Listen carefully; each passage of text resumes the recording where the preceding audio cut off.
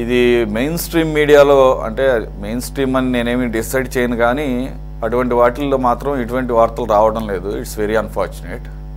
ఎంతకీ కూడా వాళ్ళు ఒకరినొకళ్ళు ఆరోపించుకున్నట్టు ఒక ఎల్లో మీడియా లేదంటే బ్లూ మీడియాగా విడిపోయి వారికి కావాల్సిన కథనాలు మాత్రమే రాసుకుంటూ ఇటువంటి ఒకవేళ వాళ్ళ దృష్టికి వచ్చినా కానీ చాలా కన్వీనియంట్గా తప్పుకుంటున్నారని అర్థమవుతుంది.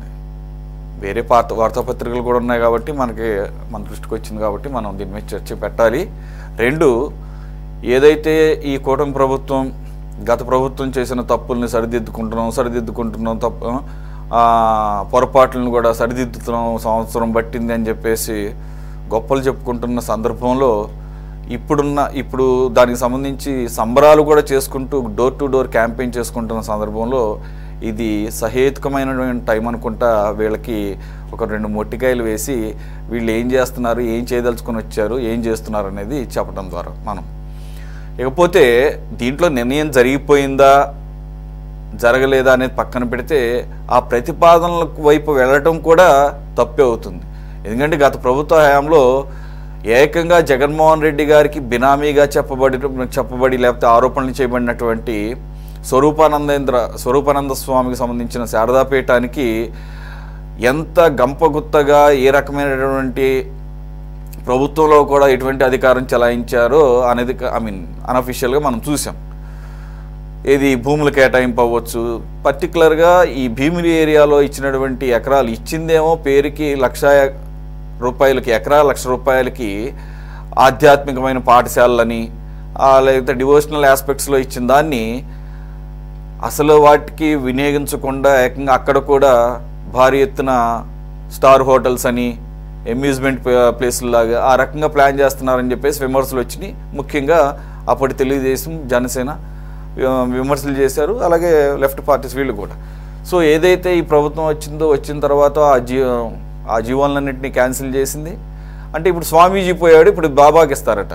అంటే మరి స్వామీజీలకి బాబాలకి తప్ప ప్రభుత్వాలకి ఇక ఎవరు కనపడరు అనుకుంటా. భూముల్ని సరే ఇప్పుడు కొన్ని కార్పొరేట్ కంపెనీస్కి ఎకరా 99Pకి ఇచ్చారు అని చెప్పేసి విమర్శలు వచ్చినా కనీసం కొంత దాంట్లో సహేతుకం ఉంది. అంటే దాని ద్వారా కొంత లబ్ధి చేకూరుతుంది, రాష్ట్రానికి పెద్ద పెద్ద కంపెనీలు వస్తాయి, ఇక్కడ యువతకి ఎంప్లాయ్మెంట్ దొరుకుతుంది, రెవెన్యూ జనరేట్ అవుతుంది, ఎంకరేజ్ చేస్తున్నామని చెప్పేసి లోకేష్ గారు కొద్ది కన్విన్సింగ్గా మాట్లాడారు. అంటే అన్ని సంస్థలకు కాదు కొన్నిటికి అని చెప్పేసి పేరునెక్క కానీ సంస్థలకి ఎంకరేజ్ చేస్తూ అలా ఇచ్చినా పర్లేదు. కానీ బాబాలకి స్వాములకి ఇస్తే అలాగని చెప్పేసి రామ్దేవ్ బాబాకి ఏమన్నా క్లీన్ చిట్ ఉందా? ఆయన అసలు బాబానో ఇండస్ట్రియలిస్టో అర్థం కాదు. పేరుకు బాబా ప్రభుత్వం నుంచి అన్ని రకాలటువంటి ఈ రకంగా తాయిలాలు తీసుకొని వాటిల్ని రియల్ ఎస్టేట్ వ్యాపారాలు కూడా చేస్తున్నాడని చెప్పేసి ఆయన మీద ఆరోపణలు ఉన్నాయి. పతంజలి ప్రొడక్ట్స్ మీద అనేకమైనటువంటి ఆరోపణలతో సుప్రీంకోర్టు దగ్గర నుంచి అనేక కోర్టులు మొట్టిగా లేసినటువంటి సందర్భాలు ఉన్నాయి. కోర్టులకు పిలిస్తే వెళ్ళకపోయినప్పుడు కూడా మళ్ళీ మొట్టికాయలు తిన్నటువంటి సందర్భం ఆయనకుంది. మరి ఇంకా వీళ్ళు తప్ప మరి ఇంకెవరు కనపడరో, లేదంటే కనుక ఈ దాన్ని ఏమంటారు సోషల్ సర్వీస్ యాక్టివిస్టులు జెన్యూన్గా ఉన్న వాళ్ళకి ఇచ్చినా కానీ ఈ రకమైనటువంటి విమర్శలు రావడం ఎలా చూడాలి సార్? ఇది ప్రాథమిక దశలోనే ఉన్నట్లుగా అర్థమవుతోంది ఈ ప్రపోజల్. మీరు చెప్పినటువంటి దానికి సంబంధించినటువంటి వార్త ఇప్పుడు మామూలుగా రాజకీయ నాయకులు మధ్య పేర్లు ఉన్నటువంటి ఎల్లో మీడియా లేకపోతే బ్లూ మీడియా, ఈ 2 మీడియాలు నేను ఆంధ్రప్రదేశ్ ఎడిషన్స్ ఇవాళ చదవలేదు.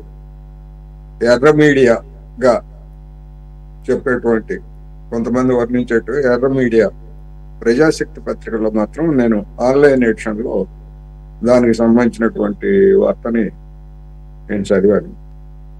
మాజీ ఐఏఎస్ అధికారి ఈఏఎస్ శర్మ గారు కూడా ఇలాంటి ప్రయత్నాన్ని ఆయన తప్పుపట్టారు.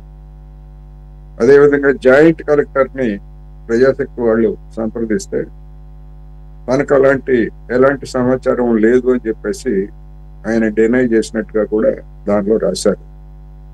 మిగిలినటువంటి విషయానికి వచ్చేసరికి మీరు చెప్పినటువంటి ప్రయత్నాలన్నీ కూడా ఎక్కడైతే గతంలో ఏ భూములను అయితే స్వరూపానందకి రద్దు చేశారో ఆ భూములనే మళ్ళా పరిశీలించారు. ఇటువంటివన్నీ కూడా వచ్చాయి. అందువలన ఇస్తారా లేదా అనేటువంటిది అదేమి రహస్యంగా దాగేటువంటిది కాదు. ఇస్తే మాత్రం అది తీవ్రమైనటువంటి విమర్శలకు దారితీస్తుంది. మనకు తెలుగులో సామెత ఉంది, అల్లుడికి బుద్ధి చెప్పినటువంటి మామ మళ్ళా అదే తప్పు చేశాడు అన్నట్టుగా ఆ భూముల్ని స్వరూపానందకి ఇచ్చినటువంటి వాటిని రద్దు చేసినటువంటి తెలుగుదేశం పార్టీ మళ్ళా రామ్దేవ్ బాబాకి ఇస్తే మాత్రం అది డెఫినెట్ గా పక్కా అధికార దుర్వినియోగం తప్ప మరొకటి కాదనేది నేను చెప్పదలుచుకున్నాను. ఈ మధ్య రామ్దేవ్ బాబా పాల్గొన్నటువంటి ఒక కార్యక్రమంలో చంద్రబాబు నాయుడు గారు ఒక మహిళని వేదిక మీద పిలిపించి తమ గాయత్రినో ఏదో పేరు చెప్పమ్మా అంటే ఆమెకున్నటువంటి క్యాన్సర్ వ్యాధిని అంత హోప్లెస్ అని చెప్పారట వైద్యులందరూ. ఇక చివరికి రామ్దేవ్ బాబా గారి యోగా లేకపోతే ఆయన చికిత్సకి వెళ్తే మళ్ళీ పర్ఫెక్ట్ గా వచ్చేసానని చెప్పేసి ఆమె అక్కడ చెప్పడం చూశాను. గతంలో బీజేపీ ఎంపీ ప్రజ్ఞా ఠాకూర్ అనే ఆమె కూడా నేను గోమూత్రం దాగి నేను క్యాన్సర్ ని నయం చేయించుకున్నానని చెప్పినటువంటిది చూసాం. అందువల్ల భూములు ఇస్తారా, లేకపోతే రాష్ట్రంలో ఉన్నటువంటి ఆసుపత్రులన్నింటినీ మూసేసి వాటన్నింటినీ యోగా రామ్దేవ్ బాబా యోగా వెల్నెస్ సెంటర్స్ గా మార్చేసి మొత్తం సర్వరోగ నివారణ ఎన్నో తెలుసు మాట్లాగా సర్వరోగ నివారణ యోగా పేరుతోటి మొత్తం అంతా కూడా ఆసుపత్రులను మారుస్తారా? మార్చినా ఆశ్చర్యం లేదనేది నా అభిప్రాయం. ఎందుకంటే ఆ రోజు చంద్రబాబు నాయుడు గారు ఇద్దరం పరస్పరం పొగుడుకున్నటువంటి తీరు లేదా వ్యవహరించినటువంటి తీరు ఆ విధంగా కనిపిస్తా ఉంది. అందువలన మొత్తం రాష్ట్రంలో ఉన్నటువంటి ప్రభుత్వ ఆసుపత్రులు లేకపోతే ప్రాథమిక ఆరోగ్య కేంద్రాలు ఇవన్నీ కూడా బాబా వెల్నెస్ సెంటర్స్ గా మారుస్తారేమో అనేటువంటి భయం నాకైతే ఉంది. అలాంటి పిచ్చి పని చేస్తారా, లేకపోతే భూముల్ని అప్పనంగా ఎవడి బాబు సొమ్మని ఈ విధంగా బాబాలకి లేకపోతే ఇంకోళ్ళకి ఇస్తారు అనేటువంటిది మాత్రం డెఫినెట్ గా నేను ప్రశ్నించదలుచుకున్నా. నేనే కాదు, మొత్తం అటువంటి పని చేస్తే మాత్రం తీవ్రమైనటువంటి వ్యతిరేకతని ప్రభుత్వం మూటగట్టుకుంటుంది అని మాత్రం నేను చెప్పదలుచుకున్నాను.